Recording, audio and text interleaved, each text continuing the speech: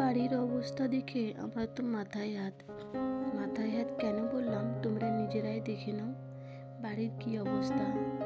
তারপরে এত নোংরা হয়ে গেছে, এত নোংরা করে রেখেছে ওই দুটো ছেলে আমার, মানে কি বলবো। সত্যি গো, মেয়েরা যদি বাড়িতে না থাকে না, ওই ঘর দুয়ারের যে কি অবস্থা হয় সেটা একমাত্র সেই বোঝে।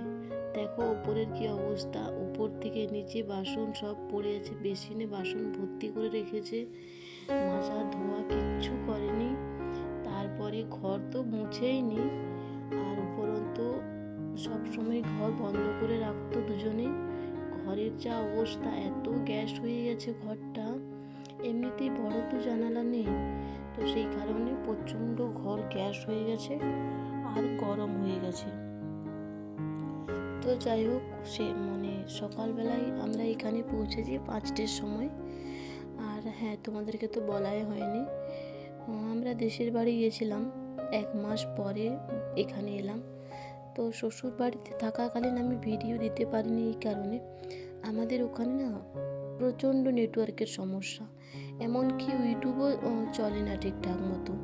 বাড়ির ছাদের উপরে গেলে একটু চলবে, আর নইলে বাড়ির ভেতরেতেও নেটওয়ার্ক নেই, আর এমনকি ইউটিউবও চলে না, কথাও বলা যায় না। তো সেই কারণে আমি ভিডিও 1 মাস দিতে পারিনি বন্ধুরা। তোমরা আমার পাশে থেকেও কেউ বিরক্ত হইও না, নতুন নতুন ভিডিও আসবে, আশা করি তোমাদের ভালো লাগবে। আর দেশের বাড়িতে তো এত বৃষ্টি হচ্ছিল, মানে 31 দিন ছিলাম। 31 দিনের মাথায় আমরা গাড়িতে রিটার্ন হয়েছি, মানে আসার জন্য রিটার্ন করেছি। 31 দিনই বৃষ্টি, এমন দিন যায়নি যে বৃষ্টি হয়নি, প্রত্যেক দিন সকাল বিকেল রাত্রে যখন তখন।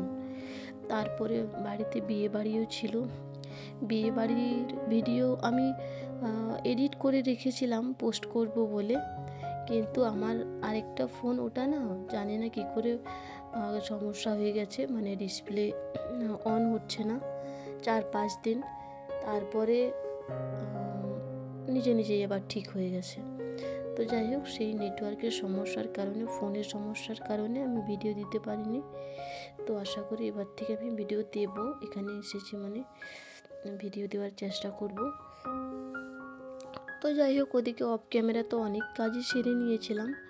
তারপরে বেডশিট দুটো কেচে নিয়েছিলাম, বেডশিট মানে পাতার জন্য। এমনিতে একটা পাতা আছে, তবু ধোয়া মোছা মানে ধোয়া পরিষ্কার বেডশিট না পাতলে কেমন একটা লাগে না, তো সেই কারণে এসেই আগে আমি বেডশিট ভিজিয়ে দিয়েছিলাম, দুটো বেডশিট এবং বালিশের কাভার, মানে দুটোই ধোয়া ছিল।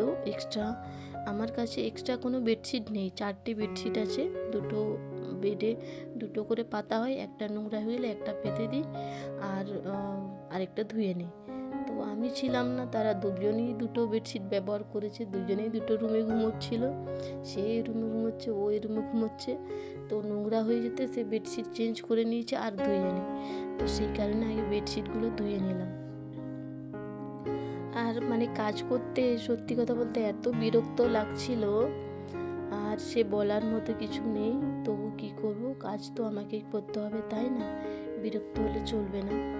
অনেকক্ষণ সময় লেগেছে, প্রায় 1:30টা অবধি আমি কাজ করেছি। আমার তো মনে হচ্ছিল না, তোমাদের দাদাভাই আমাকে বলছিল যে তুমি আগে রান্নাটা করে না। আমি বললাম আমার দ্বারাই হবেই না, আমি পুরো রান্নাঘরটা যদি না ক্লিনিং করি আমি রান্না করতেই পারবো না, আবার খাবার খেতেও পারবো না। কারণ তারা দুজন মাছ মাংস রান্না করেছে, আর তোমরা তো জানোই আমি মাছ মাংস খাই না। তো সেই কারণে আমি পুরো রান্নাঘরটা উপর থেকে নিচ পুরো জল দিয়ে মানে সার্ফ দিয়ে ধুয়েছি পুরো রান্নাঘরটা, মানে দেওয়ালগুলো পুরো মুছেছি জল দিয়ে। পুরো রান্নাঘরের যে চাল রাখার জায়গাগুলো আছে ওগুলো সব আমি সবগুলো ধুয়েছি, পরিষ্কার করেছি, পুরো বাসনের মানে স্ট্যান্ডটাও নামিয়েছি, সমস্ত বাসন টাসন সব ধোয়াধুয়ি করার পরে তারপরে আমি স্নান করে রান্না বসিয়েছি। সত্যি কথা বলতে সকাল থেকে বিকেল অবধি কাজ করলে সত্যি এত বিরক্ত লাগে না, সেটা যে কাজ করে সেই বোঝে। আর তোমাদের দাদাভাইকে আমি কি বলবো, ও তো কাজ করতে এগুলোতে কিছুই পারবে না, আমাকেই করতে হবে। তো যাই হোক, ওদিকে দেখো আমি সুন্দর মতো করে সব রান্নাঘরটা পুরো ক্লিনিং হয়ে গেছে।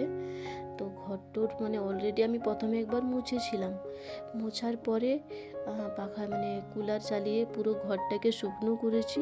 শুকনো করার পরে এই যে ঝাড় দিচ্ছি, ঝাড় দেওয়ার পরে আমি আরও একবার মুছবো, কেননা ওপরের ঝুলগুলো ঝেড়েছিলাম, এখন মানে মোছার পরে আমি ঝুলগুলো ঝেড়েছি, তারপরে মানে ঘর ঝাড় দিচ্ছি। তো যাই হোক, ওদিকে অনেকটা কাজই আমি সেরে নিয়েছি, আর অনেক কাজই এখনও বাকি আছে। আমি পুরো কাজ শ্যুট করতে পারিনি, কেননা ইচ্ছেই করছিল না। তো যাই হোক, ওদিকে স্নান সেরে দেখো এখন ঘড়িতে প্রায় টাইম হবে 1:30টার সময় আমি রান্না বসিয়েছি। বুঝতেই পারছো তাহলে কতক্ষণ সময় লেগেছে। তো যাই হোক, 1:30টার সময় রান্না বান্না করলাম, করার পরে পুরো ভিডিও তো শ্যুট করতেই পারলাম না, মানে ইচ্ছেই করছিল না, তবু না শ্যুট করলে না, আমার মনেই নেই যে ক্যামেরা আমাকে অন করতে হবে।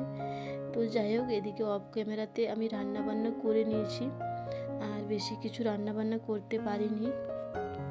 বেশি কিছু না হলেও অনেকগুলো রান্না হয়ে গেছে শর্টকাটে, ডাল আলু ভাজা আর একটা মানে সবজি, বাড়ি থেকে দেশের বাড়ি থেকে সবজি নিয়ে এসেছিলাম, তো ভাবলাম এখানে তো ফ্রিজ নেই, নষ্ট হয়ে যাবে, তো শুক্তোর মতো কিছু মানে শুক্তো করেছিলাম। তারপরে চিলি পনির করেছিলাম, এদিকে আলু ভাজা আর টমেটো মাখা আর ডাল। আমি তো ডাল খাই না, মুসুরির ডাল অ্যাভয়েড করে চলি, ওটা খাই না। তো যাই হোক, আজকে রান্নাটা এই পর্যন্তই ছিল। আর তোমাদের ভিডিওটা কেমন লাগলো অবশ্যই কমেন্ট করে জানিও।